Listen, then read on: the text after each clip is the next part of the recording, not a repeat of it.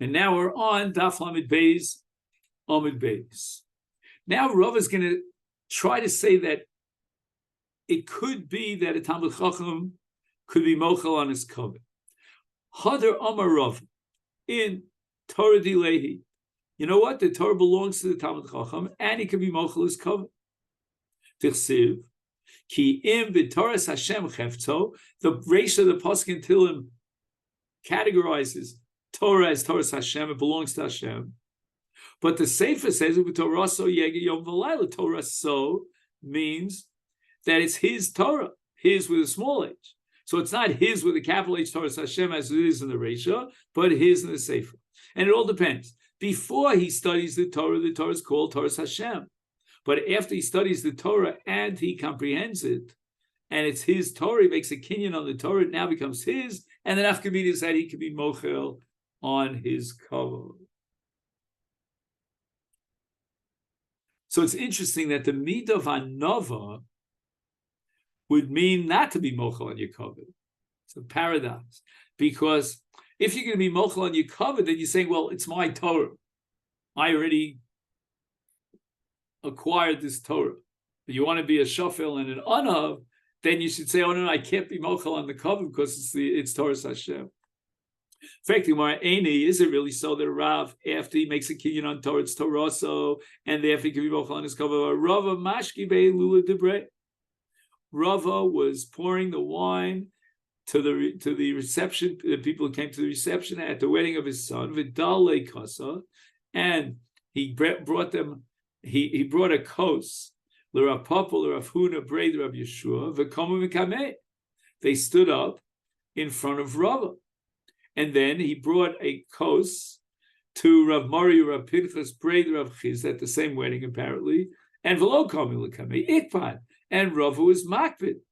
Omar, he says to Rav Mari and Rav Pinchas, Hanu Rabbanan, Hanu Rabbanan, Lam Rabbanan, as if to say, those Chachamim, meaning you guys, you think you're such Chachamim, and those others, meaning Rav Pinchas and Rav Mari, they're not Talmidei Chachamim, and therefore they were allowed to stand. So it seems that from the fact that there was a kapeda here on the part of Rava, you see that a Rav is not to be mochel on his cover. Again, it's a little bit difficult here because Rav himself, it seems like he was mochel on his cover by pouring the wine.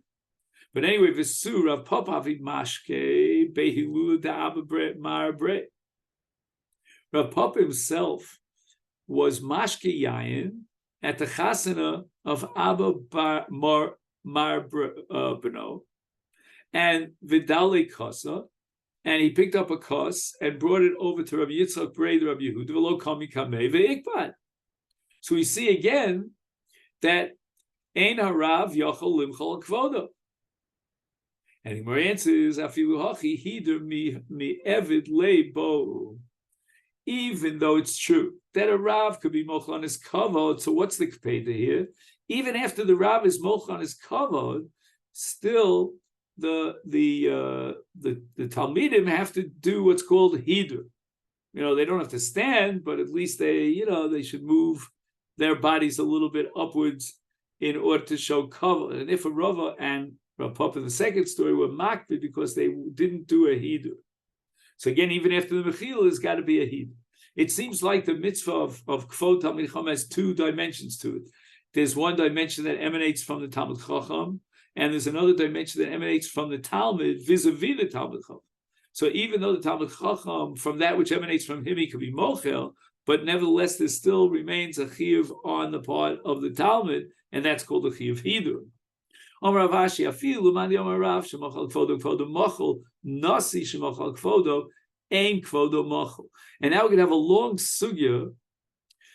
The basis of this sugya is to take Rav Ashi's description of nasi literally until finally, after, I'm just giving a preview of coming after many somersaults in the air, the Gemara is going to rewrite the text, and Rav Ashi is not referring to a nasi but rather to the melech. Som tasim olech.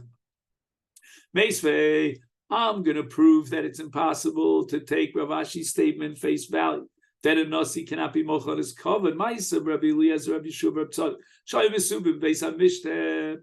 They were at the wedding of Benosha Rabbi Gamliel, and Rabbi Gamliel Omedu Mashkel Lehem. He was the one who was the butler. Nasan Rabbi Gamliel gave the coast to Rabbi Eliezer Velonatola. Why? Because Rabbi Gamliel had the status and the din of a Nasi. And a Nasi, says Rabbi Eliezer, cannot be mochel on his covet. And even though Rabbi Gamliel was willing to be Meshamesh Rabbi Eliezer, but nevertheless Rabbi Eliezer didn't want to take it from him. However, Nesanol Rabbi Yeshua Kibble, Rabbi Yeshua accepted the service of the Nasi when he gave him the cups. Amalo Rabbi Eliezer turns to Rabbi Yeshua and he says, Mazeh Yoshua, how could it be that you received the cups from Rabbi Gamliel? It's not possible. Anu Yoshvim from Gamliel Berebi. Omedu Mashkel Lena. I mean, a Nasi B'Yisrael is standing over as a butler and he pouring wine for us, and you take that sitting down. Amalei, Rabbi Yeshua responds to Rabbi Eliezer, you know what? A Nasi can be mochel on his covet. Why? Matzinu Gadol Mimenu. Avram Avinu is even greater than Rabbi Gamliel. Sheshimesh, that he was Meshamish the three Malachim. Presumably, he did not know that they were Malachim. He thought they were human beings. Avram Gadol Adorav. Certainly about Avram, you could consider him as great as a Nasi. And yet, Bo, it says, he was Meshamish the Malachim. So you see that even the Gadol Adar or the Nasi could be mochel on his covet. Maybe you'll argue that's a different case in Avram because Malachi Ashar is Nibulo, because these were Malachim, and therefore he has to be Meshamish Malachim, but has nothing to do with being Meshamish human beings, because Nasi Shemachal Kvod Ein Kvod Machal. No, Lo Nidbul Elakal Li'Aryan. Avram Avinu had no clue that they were Malachim, and yet he served them as Aryan. So you see clearly that a Gadol Adar, and for that matter, a Nasi could be mochel on his covet. And Anu lo Yehei Rabbi Gamliel Berebi Omedu Mashkel Lehem. So why should we be any different than in the case of Rabbi Gamliel than in the case of Avram Avinu? So at this point, the Gemara thinks that a Nasi could be mochel on his covet.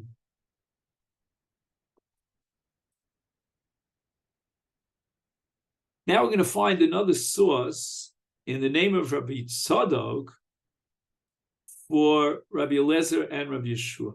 Amar lehem Rabbi Tzadok, ad masai atem menichem kvodu shel mokva atem oskim b'kavod habrios.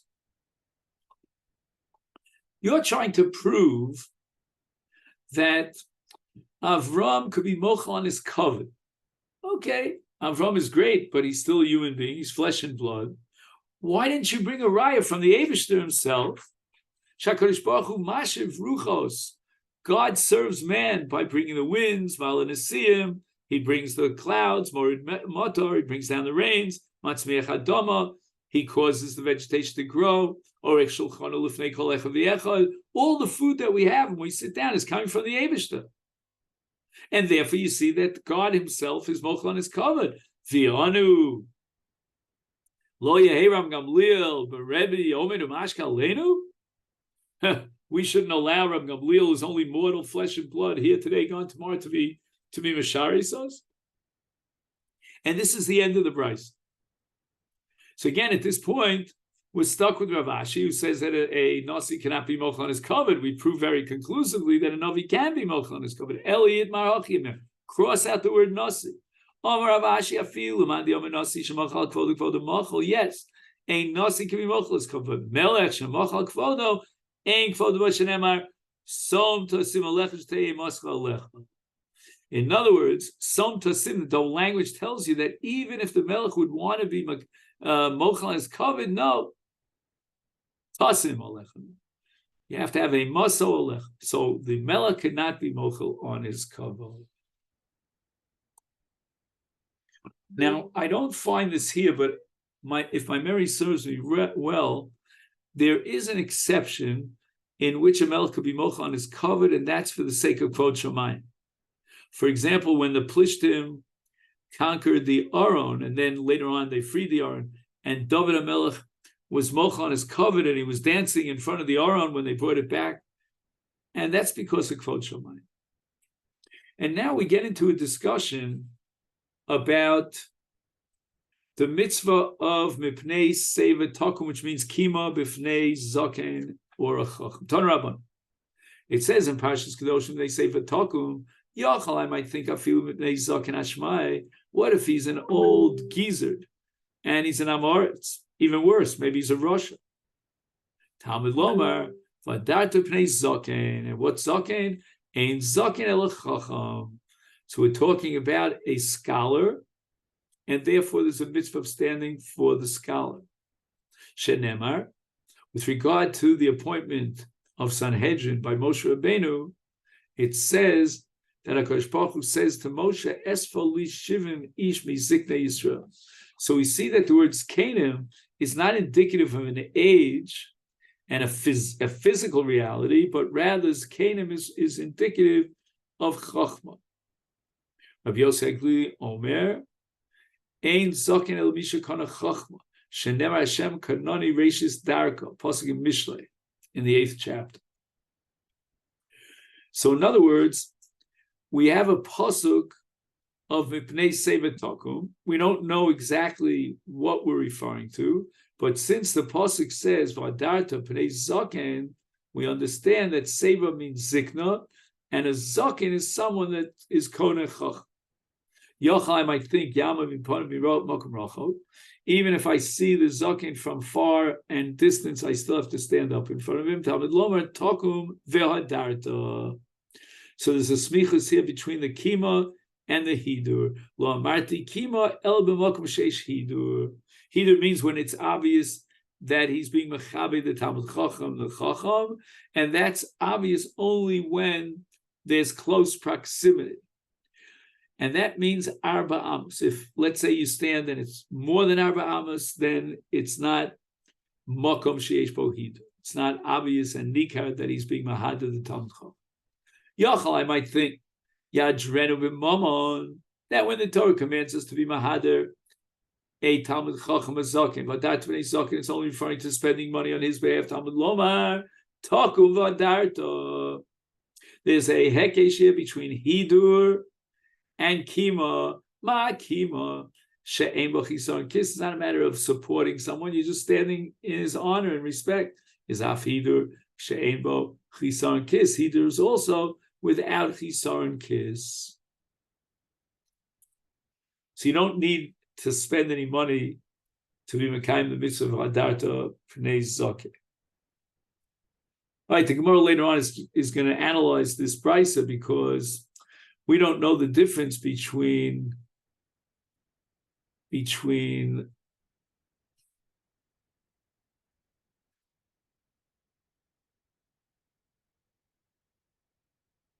Hakum v'adart. I mean, again, if we're not introducing any financial expenditure, so what's the substance and the teaching of a hekesh of hidur and kima?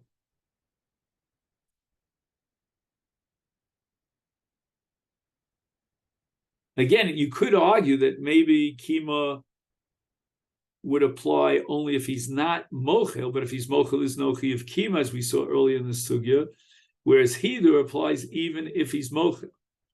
In any event, the brisa continues. With regard to the dinam of hidur shel kima yachal, I might think that mipnei seva takum, that mitzvah is yama mipanov mi beis hakisa beis hamerchatz, even if they're in a bathhouse or a bathroom. Nevertheless, if the zaken is there, they have to stand up in Talmud Lomar takum vadat.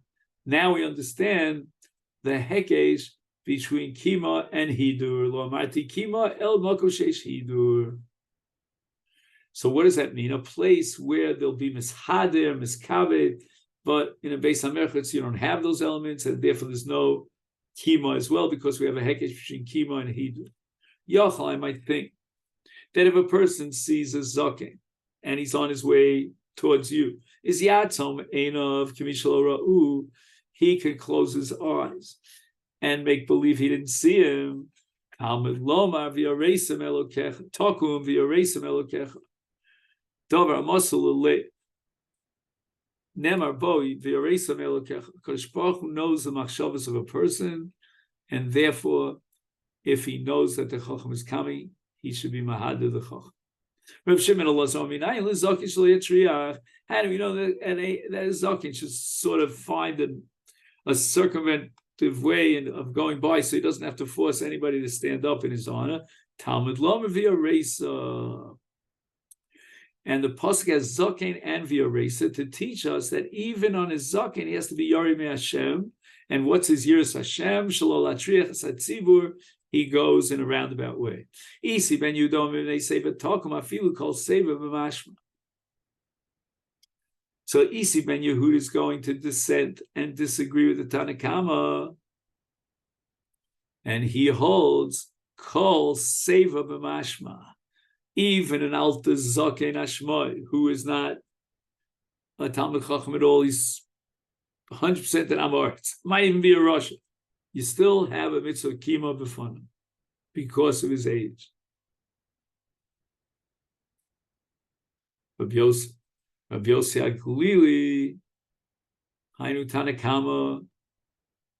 Rabbi Yossi Aglili who was the one who said that a zaken is not a zaken for this mitzvah unless he's kana chachma. He's the Tanakama who also says that a zaken has to be a chacham. Ain't zaken el chacham. So what's the difference between Tanakama and Rabbi Yossi? Kibeinayu yanik v'chacham. What if he's young in years, but he's a Talmud Chacham, like the Vilna Gaon? Is Tanakama, according to the first Shita in the Tanoim, that Zikna Yisrael Shabbasan is Ein Zaken El Chacham. That's where we derived it from the Zikna Yisrael Shabbasan. Is Savar Yanik V'Chacham Lo. That's only if he is more mature. But you don't have to stand up in front of a yonik, in front of a young child. Whereas Rav Yossi Aglil holds that Zaken doesn't in any way reflect on his age, but rather simply it's no trikim for Zeshe Kana Chachma, is Sabra Afil Yonik Chacham. If he's Kana Chachma, even though he's young in age, you still have to stand in front of him. My time with Rav Yossi Aglili, why does he hold that Zaken should be read as Misha Karachach, but not Kipshuto, that he's an older person? Amalach, Rabbi Yossi would say to him, Isal Kedaik Kamer Tanakama, if you're going to entertain the possibility that he's got to be not only a Chacham, but also a Zaken, and therefore when the Pasuk says Seva and Zaken, we're talking about a person who has both Seva in years and Chachma in Torah. In Kain Nichta Rachmanav, they Seva Zaken Takum V'Adarta. The Torah should have put Seva and Zaken together. Ma'ishna de Palginu Rachmana. Why did the Torah separate Zaken and Seva?